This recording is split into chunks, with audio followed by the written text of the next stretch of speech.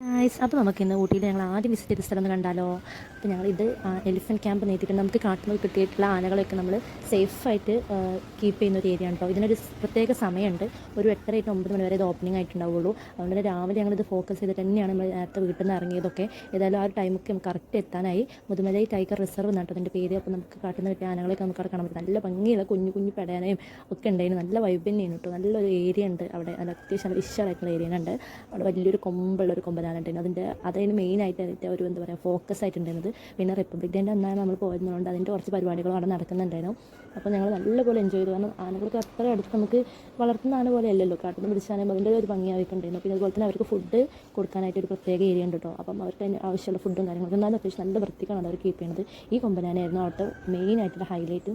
വലിയ കൊമ്പനായിരുന്നു. അപ്പോൾ കുട്ടികൾക്കാണെങ്കിൽ ഭയങ്കര ഇഷ്ടമായിരുന്നു. അപ്പോൾ അതൊക്കെ കൊണ്ട് ഇറങ്ങി ഞങ്ങൾ അവിടെ നിന്ന് ഫുഡ് കഴിക്കാൻ വേണ്ടിയിട്ട് റെസ്റ്റ് ചെയ്തിട്ടാണ് ഫുഡൊക്കെ വീട്ടിൽ നിന്ന് സെറ്റാക്കി വെച്ചിട്ടായിരുന്നു പോയിരുന്നത്. അപ്പോൾ കഴിഞ്ഞ് ഫുഡൊക്കെ കഴിച്ച് കഴിഞ്ഞതിന് ശേഷം ഞങ്ങൾ അവിടെ നിന്ന് പിന്നെയും ഊട്ടിയിലോട്ടുള്ള ഗാർഡനും കാര്യങ്ങളും കാണാൻ വേണ്ടിയിട്ടുള്ള യാത്ര തുടങ്ങി. അപ്പോൾ അത് അടുത്ത വീഡിയോ ആയിട്ട് വരാം. അപ്പോൾ അതുവരേക്കും ബൈ.